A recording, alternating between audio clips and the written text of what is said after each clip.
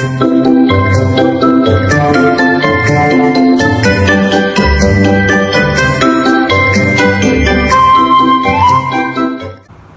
semuanya, kembali lagi bersama saya Siska di podcast Bisa Bincang Santai. Baiklah, podcast kali ini kita kedatangan bintang tamu yaitu Mbak Aprilia. Boleh sapa dulu teman-teman kita. Oke, di sini saya akan menjelaskan sedikit tentang Mbak Aprilia. Yaitu Mbak Aprilia ini beliau merupakan salah satu mahasiswi kampus IKPGRI Pontianak. Beliau juga merupakan mahasiswi pengguna KIP kuliah. Baiklah, di sini kita akan menanyakan sedikit tentang seputar KIP kuliah. Bagaimana tipsnya, info-info apa saja yang didapat sebelum atau ingin mendaftarkan diri atau pengajuan berkas sebelum untuk mendapatkan KIP kuliah tersebut. Baiklah, di sini saya akan menanyakan kepada Mbak Aprilia pada awal sebelum Mbak Aprilia mendapatkan KIP kuliah ini, info-info apa saja atau info dari mana saja Mbak Aprilia mendapatkan informasi KIP kuliah? Untuk info yang pertama itu sudah pasti saya mendapatkan dari sekolah SMA, sekolah saya dulu. Terus yang kedua sudah pasti info dari media sosial tentang KIP kuliah yang diadakan oleh Nadiem Makarim. Jadi pada tahun 2020, saya kan angkatan tahun 2020. Pada saat COVID pertama itu sudah memang ada rencana ingin mendaftarkan diri beasiswa KIP kuliah ini. Namun pada saat itu COVID pertama masuk di Indonesia, jadi sebelum pendaftaran itu selesai, sekolah sudah meliburkan untuk tidak mengadakan pembelajaran tatap muka lagi. Jadi di situ mulai udah ada kendala untuk saya masuk mendaftarkan diri di KIP kuliah ini. Jadi pada tahun 2020 itu saya tidak langsung kuliah. Saya kerja dulu di salah satu swalayan yang ada di Adi Sucipto. Jadi semenjak saat itu pada tahun 2021 saya dan kakak saya kan ngekos di bagian Adi Sucipto. Jadi kakak saya ini masih menyimpan nomor ibu salah satu guru SMA Negeri 1 Kuala Mandor B, yaitu sekolah saya dulu. Jadi si ibu ini bernama Ibu Leni. Bu Leni ini membuat status di WA. Beliau bilang bahwa yang ingin berkuliah dengan beasiswa harap menghubungi dia.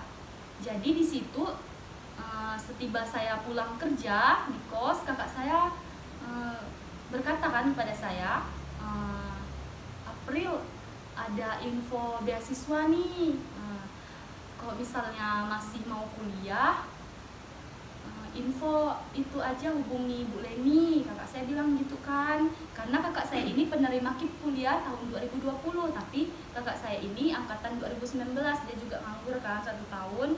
Jadi di situ saya langsung cepat-cepat lah kan menghubungi Bu Leni. Saya bilang, permisi Bu, apakah benar Ibu ada info beasiswa untuk kuliah? Terus Bu Leni ini bilang, ada, dia bilangnya, chat Pak Umam ya, katanya. Ternyata info KIP kuliah itu dari si Pak Umam, salah satu guru juga di SMA saya kan, dia guru penjas alumni IKIP juga. Jadi Bu Leni langsung mengirimkan kontak Pak Umam kepada saya. Terus Pak Umam bilang, saya chat Pak Umam, Bapak apakah benar Bu Leni bilang kalau ada info beasiswa? Jadi Pak Umam bilang, iya ada info beasiswa, yaitu KIP kuliah di kampus IKIP PGRI Pontianak. Jadi di situ saya mulai menanyakan kan bagaimana syarat pendaftarannya, terus apa saja sih jurusan yang ada di IKIP PGRI Pontianak. Saya kan dulu belum tahu kan IKIP PGRI Pontianak tuh letaknya di mana, terus Pak Umam jelasin lah kan, terus dia mengirimkan brosurnya itu kayak persyaratan berkas-berkas yang harus dilengkapi untuk kita mendaftarkan diri KIP kuliah di IKIP tersebut, seperti itu. Jadi untuk persyaratan-persyaratannya itu ada tertera apa-apa saja ya? Persyaratannya sih banyak. Yang sudah pasti itu KK, kartu keluarga, KTP jika sudah memiliki KTP, terus surat tanda kelulusan. Kalau misalnya kan ijazah, kalau misalnya ijazah waktu itu belum keluar, diminta surat tanda kelulusan. Terus kita juga bolak-balik sekolah lah ya. Bolak-balik sih pasti sih. Terus kita diminta untuk membuat akun di KIP kuliah Kemedikbud. Jadi kita buka link, kita buat akun dulu, akun KIP kuliah kita. Di situ ada persyaratan segala, nama, nik, jenis kelamin, pokoknya diisi semua. Di situ ada di bagian-bagian kayak bagian ekonomi, bagian apa sih namanya, kayak kemampuan kita di bidang akademik. Jadi di dalam bagian ekonomi ini, di situ diminta kita menerangkan seperti gambar rumah kita, tampak depan, tampak samping kiri kanan, dan tampak belakang. Diminta foto WC, kamar mandi kita, terus minta foto keluarga, terus minta foto struk listrik bulan terakhir. Terus diminta banyak sih, kayak diminta surat tanda miskin, keterangan miskin, terus penghasilan orang tua. Itu saya kemarin ngurusnya tuh pokok bolak-balik lah kan, dimana di situ kan dulu saya masih kerja kan. Jadi pada saat itu saya sepulang kerja saya melengkapi dulu berkas kan, habis itu pergi dulu di kampus. Kalau misalnya masih ada yang kurang, saya pulang lagi, saya balik ke Ambawang. Saya kan asalnya dari Ambawang.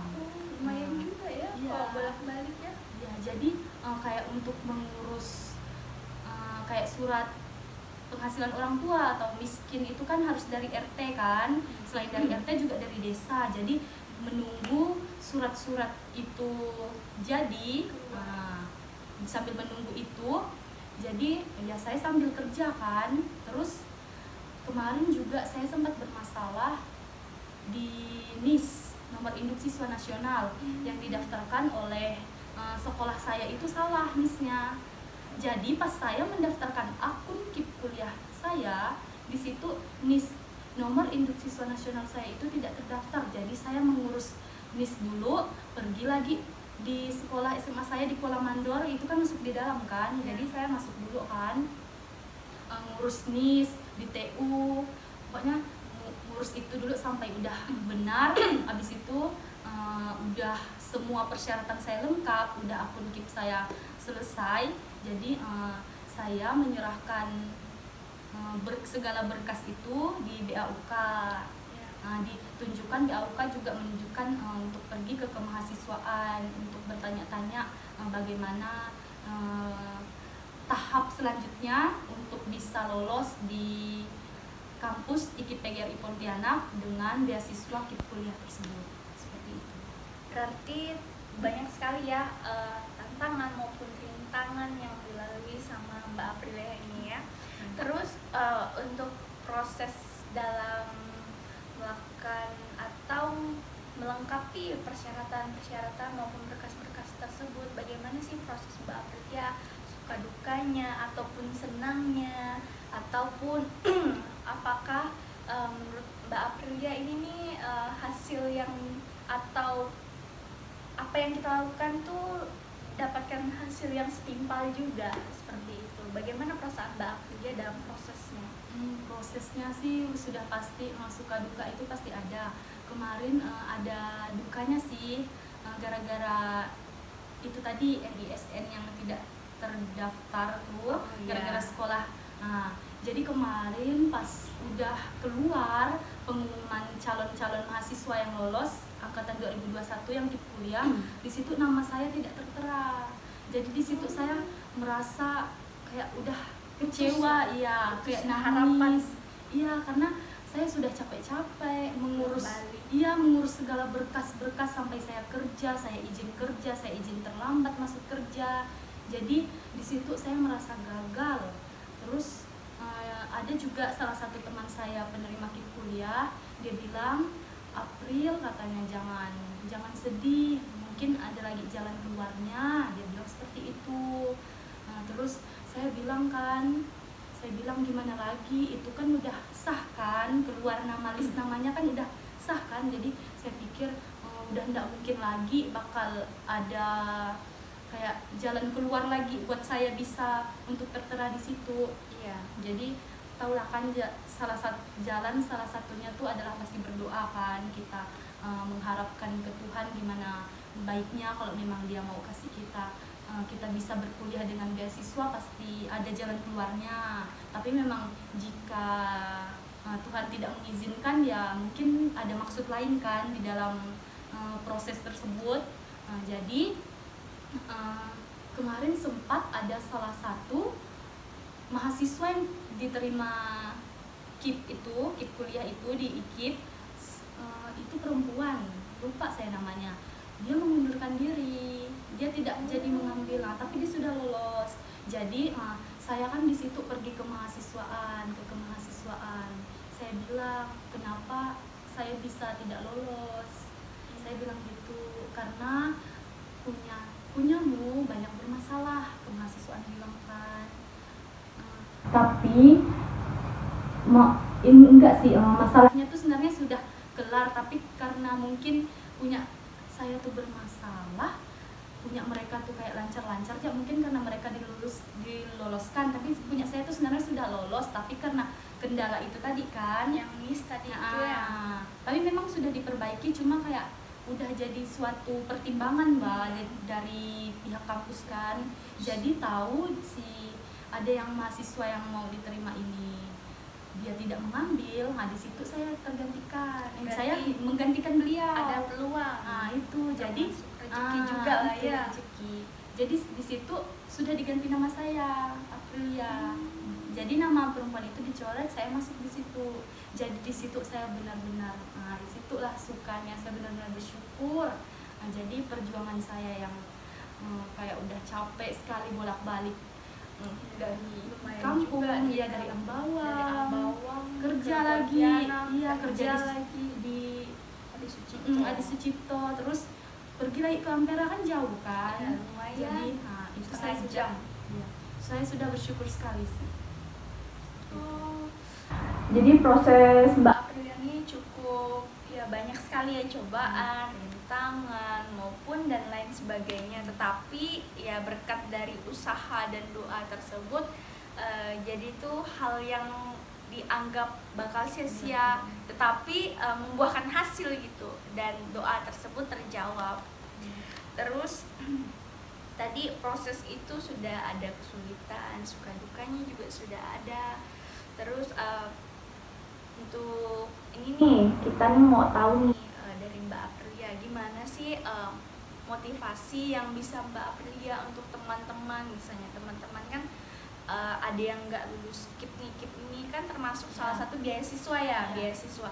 Tetapi untuk teman-teman yang ingin dapat beasiswa nih, bagaimana sih motivasi yang diberikan dari Mbak Aprilia untuk teman-teman kita semua ini, supaya mereka tuh tidak patah semangat gitu untuk kedepannya menjadi lebih baik lagi, tidak hanya di jalan itu saja, tetapi apakah ada motivasi lain yang bisa Mbak Aprilia bagi? Tadi kan udah pengalaman segala proses dan persyaratan segala macam lah, perjalanan, rintangan yang Mbak Aprilia hadapi. Dan di sini saya ini mau Mbak Aprilia tuh bagaimana cara memotivasi sehingga mereka tuh bisa seperti Mbak Aprilia gitu, jadi tidak patah semangat lah. Untuk teman-teman semua lah. Yang pertama sih, kalau misalnya kita memang udah ada niat buat kuliah, biarpun kita udah lulusan 1 tahun yang lalu, jika kita giat untuk mencari informasi, Ya. informasi-informasi beasiswa untuk kita kuliah, apalagi buat kita yang orang-orang yang kurang mampu kan, yang tapi peluang untuk mereka melanjutkan di perguruan tinggi itu besar. Saya pesan sih jangan pernah menyerah, karena jika kita menginginkan sesuatu itu haruslah kita kejar. Jangan membuat hal yang membuat kita patah atau membuat kita kecewa menjadikan salah satu alasan kita buat kita menyerah untuk menghadapi itu semua. Berarti jangan sampai patah semangat lah ya, pokoknya walaupun ya gagal di satu tempat, tetapi masih banyak peluang yang lain. Kayak sekarang kan beasiswa ini kan tidak hanya dari KIP ya, tapi peluang beasiswa itu sangat besar. Di mana-mana sudah ada terdapat link ataupun peluang untuk kita semua mendapatkan beasiswa, asalkan kita jangan bermalas-malasan. Jadi untuk podcast kali ini kita sudah mendengarkan bagaimana proses, info, bahkan persyaratan-persyaratan yang harus dilalui, bagaimana rintangannya, terus kesulitan apa, suka duka apa yang dialami pada saat proses menuju kuliah ini. Sudah dijelaskan juga sedikit pengalaman dari Mbak Aprilia ya. Jadi untuk podcast kali ini dapat kita simpulkan untuk semua para penonton, bagaimanapun kita patah semangat ataupun bagaimanapun terpuruknya kita, gagalnya kita, dibalik dari semua itu kita tuh mendapatkan jalan titik terangnya, yaitu jangan sampai kita tuh patah semangat ataupun menyerah. Semua peluang itu tidak hanya di satu titik, tetapi banyak sekali peluang yang dapat kita raih. Bukan hanya di situ saja. Misalnya kita gagal di satu tempat, kita bisa juga coba di tempat yang lain, karena peluang itu sangat besar jika kita ingin usaha, mencari tahu, belajar, dan selalu memotivasi diri sendiri untuk selalu semangat dan tidak pantang menyerah.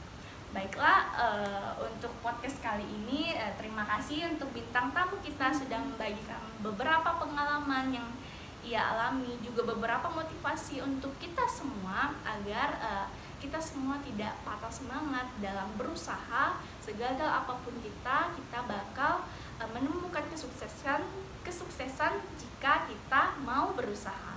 Baiklah, sekian podcast kita hari ini di podcast Bisa. Nantikan podcast berikutnya.